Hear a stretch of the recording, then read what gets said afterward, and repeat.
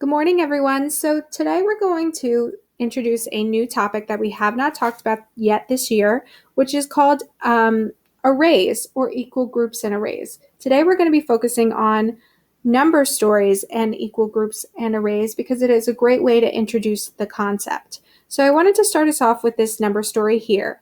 It says Jane bought 3 packs of gum. There are 5 sticks of gum in each pack.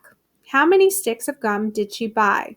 And it asks us to draw a picture to help find the answer. So I've already drawn my picture here to show as an example.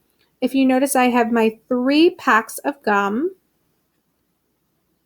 And in each pack, I've put 5 sticks of gum. Now, this is the start of creating what's called equal groups or repeated addition. Usually, at first, we would count each stick of gum by ones and count all of our pieces of gum up to find our answer. Like 1, 2, 3, 4, 5, 6, 7, 8, 9. Instead, what we're going to start to do is we're going to be making equal groups and counting up with repeated addition. So with 5, this is another group of 5, and this is another group of 5.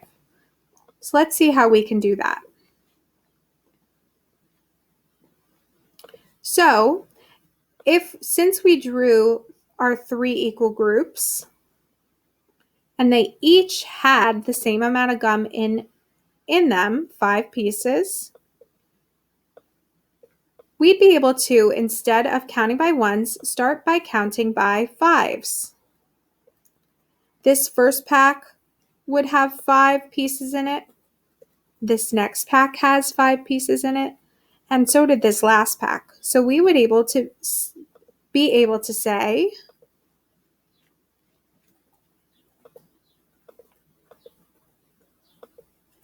that 5 plus 5 plus 5 would equal 15.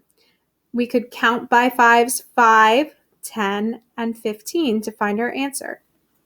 This is an example of repeated addition. I'm repeating the same number over and over, adding it multiple times to find my answer.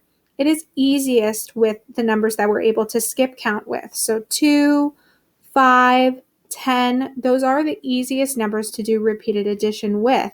It gets trickier when you start to use different numbers like 3 or 4 or 8 even. Let's try some more examples.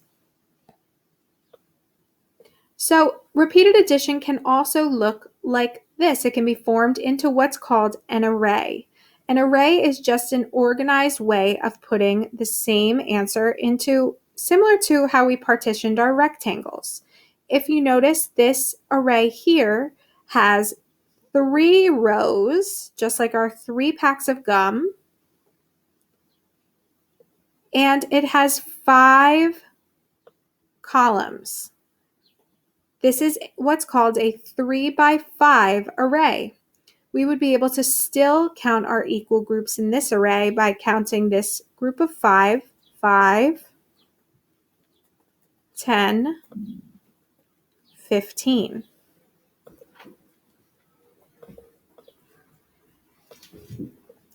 You could also build this same array going this way, where you have 3 columns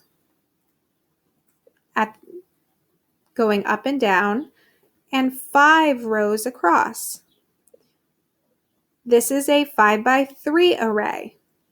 They both, though, give you the same answer. They both give you 15.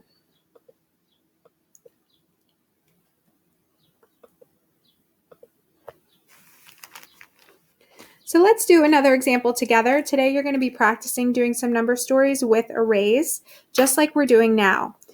This one says there are 2 rows of eggs in a carton, and there are 6 eggs in each row. Now, if you remember, rows are going side to side. So if there are 2 rows, your rows should be going sideways. There should be 6 eggs in each, though. So here's my first row, which I'm putting 6 eggs, even though I'm using the symbol of a square for an egg.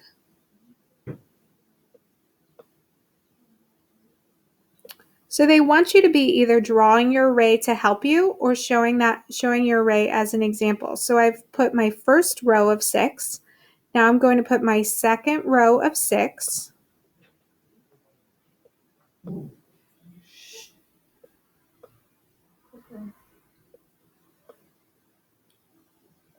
And I have created my first array. Now they want to know how many eggs are there in all. So I could count with repeated addition my first row of 6 plus my second row of 6, which we know are doubles, and that equals 12. I also could have counted it going with repeated addition by 2s if that was easier for me. If I were to use repeated addition, I would need to count by 2s 6 different times. 2 plus 2 plus 2 plus 2, lot of 2s, plus 2, and one more, plus 2.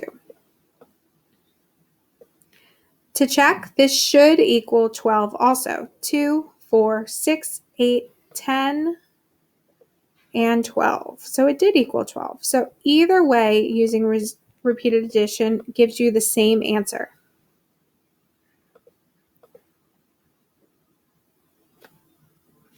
So for today, you are going to have an activity to practice. They are going to be, most of them, giving you your arrays to help you. Some will be asking you to build an array to help you as well, just like we did together. Remember, your rows are going side to side. Your rows go side to side this way. And your columns go up and down this way. Okay, so just keep that in mind as you're beginning to create your own arrays or answering questions using arrays.